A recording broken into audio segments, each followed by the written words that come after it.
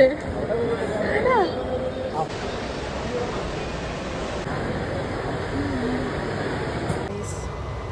ഞാനിപ്പം എന്താ പറയുക, ഒരു മിക്സഡ് ഓഫ് ഇമോഷനിലാണ്. ബിക്കോസ് ഞാനിപ്പോൾ ട്രെയിനിലാണ്, എറണാകുളത്ത് എയർപോർട്ടിൽ പോവാണ്. എൻ്റെ കൂട്ടുകാരി ഇന്ന് അവൾ ജർമ്മനി പോവാ. സോ അവൾക്ക് ടാറ്റ ബൈ ബൈ പറയാനായിട്ട് ഉള്ളൊരു യാത്രയാണ്. എന്തോ ഈ സമയത്ത് എന്താ പറയേണ്ടതെന്നൊന്നും അറിയില്ല. ഇനിയിപ്പം എന്താ പറയുക, എന്താ ഇപ്പം പറയേണ്ടതെന്ന് എനിക്ക് ആക്ച്വലി അറിയില്ല. എന്തായാലും പുള്ളിക്കാരിയെ പോയി കാണാം. അവളോട് ഞാൻ ഒരു സർപ്രൈസ് വിസിറ്റ് പോലെയാണ്. ഇന്നലെ അവളെനിക്ക് മെസ്സേജ് അയച്ചു, ടിക്കറ്റ് വന്നടാന്ന് പറഞ്ഞിട്ട്. അതായത് ഇന്നലെ അവൾക്ക് ടിക്കറ്റ് വന്നത്. അപ്പം എന്നോട് നീ വരുമോ എന്ന് ചോദിച്ചു. ഞാൻ എൻ്റെ വീട്ടിലാണെന്നാണ് പറഞ്ഞത്. അപ്പം ഞാൻ വരുമെന്നുള്ളൊരു പ്രതീക്ഷ പുള്ളിക്കാരിക്ക് തീരെയില്ല.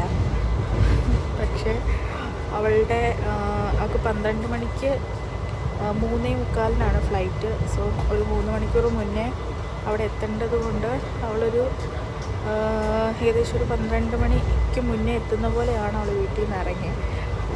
എന്തായാലും അവൾക്ക് അറിയാം ഞാൻ എന്തായാലും വരും എന്നുള്ളത്, എനിക്ക് ഉറപ്പാണ്. ഞാൻ വരുമെന്നും പറഞ്ഞിട്ടില്ല, വരത്തില്ലെന്നും പറഞ്ഞിട്ടില്ല. സോ അവൾക്ക് എന്തായാലും അറിയാം ഞാൻ അവിടെ എന്തായാലും കാണാൻ വരുമെന്ന്.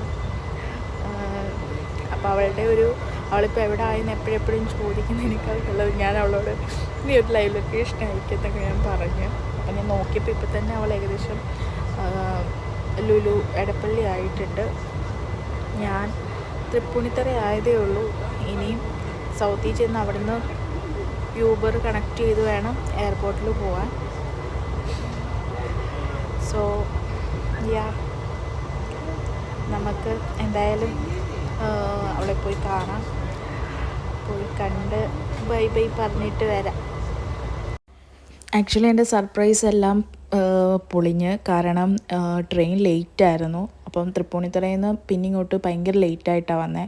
അപ്പോൾ പിന്നെ ഞാൻ പിന്നെ അവളെ ചേട്ടായി പറഞ്ഞു വിളിക്കുക, ഇല്ലെങ്കിൽ അവൾ ചിലപ്പം ഒരുപക്ഷെ അവൾ പോയാലോ, കാരണം കുറേ ലേറ്റ് ആവുന്നുണ്ട് ട്രെയിൻ. അപ്പം പിന്നെ ഞാൻ അവളെ വിളിച്ച് ഞാൻ പറഞ്ഞ്, അവളൊട്ടും പ്രതീക്ഷിച്ചില്ലായിരുന്നു. പക്ഷെ ഞാൻ ലൈവ് ലൊക്കേഷൻ ചോദിച്ചപ്പോൾ പോലും അവൾ വിചാരിച്ചത് ഞാൻ എവിടാന്നൊക്കെ വീട്ടിൽ ഇരുന്ന് കാണാനായിരിക്കും എന്നാണ് വിചാരിച്ചത്. പക്ഷെ പുള്ളിക്കാരി ഒട്ടും പ്രതീക്ഷിച്ചില്ല ഞാൻ വരുമെന്നുള്ള കാര്യം. സോ അവൾ ഭയങ്കര ഹാപ്പി ആയിരുന്നു. എന്തായാലും എനിക്ക് ആ ഒരു വിളിച്ചു പറഞ്ഞതുകൊണ്ട് ഒരുപക്ഷെ നന്നായി. അല്ലായിരുന്നെങ്കിൽ ചിലപ്പം എല്ലാവരും ഉണ്ടല്ലോ, അപ്പോൾ പിന്നെ ആരും വെയിറ്റ് ചെയ്യാനുണ്ട്, ചിലപ്പോൾ അവൾ കയറിപ്പോയേനെ. അങ്ങനെ പക്ഷെ അവിടെ ആദ്യം ചെന്നത് ഞാനായിരുന്നു. അവർ ഫുഡൊക്കെ കഴിച്ച് വന്നപ്പോഴത്തേക്കിനും ലേറ്റായി.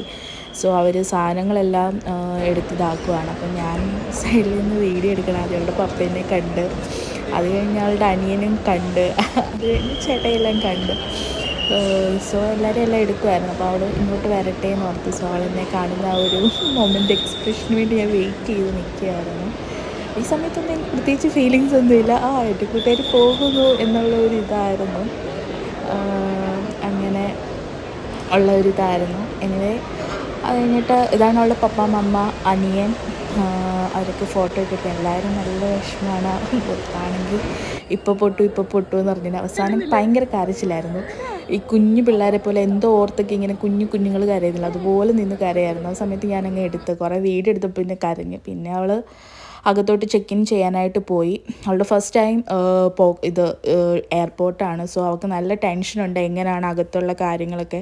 അവൾക്ക് നല്ല ടെൻഷനുണ്ട് എങ്ങനെയാണ് എല്ലാ കാര്യങ്ങളും ചെയ്യേണ്ടതെന്ന്. അപ്പോൾ മാക്സിമം ചേട്ടായി ആ ഗേറ്റ് വരെ, അവളുടെ ചേട്ടനാണ് അവിടെ ഗേറ്റ് വരെ പോകുന്നുണ്ട്, പോയി എല്ലാ കാര്യങ്ങളൊക്കെ ഒന്ന് പറഞ്ഞു കൊടുക്കുകയാണ്. അതൊക്കെ കഴിഞ്ഞ് അതിനുള്ളിൽ നമുക്ക് പോകാൻ പറ്റില്ലല്ലോ. അപ്പോൾ പിന്നെ അവിടെ നിന്ന് മാക്സിമം പറഞ്ഞു കൊടുക്കുന്ന എല്ലാവർക്കും പറഞ്ഞു കൊടുക്കുകയൊക്കെ ആയിരുന്നു. അതിൻ്റെ ഇടയിലെല്ലാം അവൾ തിരിഞ്ഞ് ഇങ്ങനെ നോക്കുന്നുണ്ട്. സത്യം പറഞ്ഞാൽ ഈ സമയത്തൊക്കെ അവളുടെ മുഖം കാണുമ്പോൾ തന്നെ നമുക്ക് സങ്കടം വരുമായിരുന്നു. എനിക്കറിയില്ല അവൾ ഇനി അവിടെ ചെന്ന് എങ്ങനെയൊക്കെ ആയിരിക്കും. പക്ഷേ എനിക്ക് ഉറപ്പുണ്ട് അവൾ സർവൈവ് ചെയ്യും. കാരണം അവൾ ഒരു കൊല്ലം ഒരു അപ്പോളയിൽ ഒറ്റയ്ക്ക് നിന്നവളാണ്. സോ അവളുടെ അമ്മ ഈ സമയത്ത് എന്നോട് സൈഡിൽ നിന്ന് പറയുന്നുണ്ട്, ദൈവമേ ഈ കൊച്ച് എങ്ങനെ അവിടെ പോയി സർവൈവ് ചെയ്യും, പാവം പേടിച്ചാണ് പോകുന്നതെന്നൊക്കെ.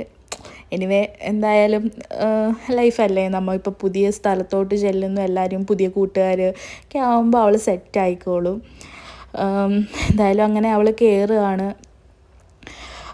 ഈ സമയത്തൊക്കെ ഞാൻ ഈ വീഡിയോ എടുത്തുകൊണ്ടിരുന്ന സമയത്ത് ഇത് ക്യാമറ എങ്ങനെ വെച്ചെന്ന് പോലും ഓർക്കുന്നില്ല. അപ്പോൾ ഇതിപ്പോൾ ഈ വീഡിയോ എഡിറ്റ് ചെയ്ത സമയത്ത് ദൈവമേ ഇതൊക്കെ കാണുമ്പോൾ തന്നെ എനിക്ക് തന്നെ ഇപ്പോൾ സത്യം പറഞ്ഞാൽ എനിക്ക് സങ്കടം വരിക. എഡിറ്റ് ചെയ്തപ്പോൾ എനിക്കറിയാം മുത്തിങ്ങനെ ചെറിയ കാര്യങ്ങളൊക്കെ ആണെങ്കിൽ പോലും ഭയങ്കരമായിട്ട് വിഷമിക്കുന്ന ഒരു പുള്ളിക്കാരിയാണ്, ഭയങ്കര സെൻസിറ്റീവ് ആയിട്ടുള്ള ഒരാളാണ്. എനിവേ അങ്ങനെ അവൾ ഞങ്ങൾക്ക് ടാറ്റയൊക്കെ തന്ന് അതിൻ്റെ ഉള്ളിലോട്ട് പോവുകയാണ്. ഈ അവസരത്തിൽ എനിക്കെന്താ പറയാല്ലേ, അവളുടെ എല്ലാ കാര്യങ്ങളും എല്ലാ ആഗ്രഹങ്ങളും എല്ലാം നന്നായിട്ട് വരട്ടെ. അവൾ ഈ നാട്ടിലുള്ള സമയത്ത് മീൻസ് സത്യം പറഞ്ഞാൽ എനിക്ക് അവളുടെ വാല്യൂ അറിയില്ലായിരുന്നു. എന്നല്ല, എനിക്ക് വാല്യൂ അറിയാം. പക്ഷെ അവൾ പോയി കഴിഞ്ഞ് ഞാൻ ഈ തിരിച്ചിങ്ങനെ വന്ന സമയത്താണ് എൻ്റെ ഫ്രണ്ട് പോയി എന്നുള്ളൊരു വിഷമം. എനിവേ അവൾക്ക് നല്ലൊരു ലൈഫ് ഞാൻ വിഷ് ചെയ്യണു. സോ ഇത്രയേ ഉള്ളൂ. അവളെപ്പോഴെങ്കിലും ഈ വീഡിയോ ഒക്കെ കാണട്ടെ ഇടയ്ക്കിടയ്ക്ക്. ച്യൂസ്.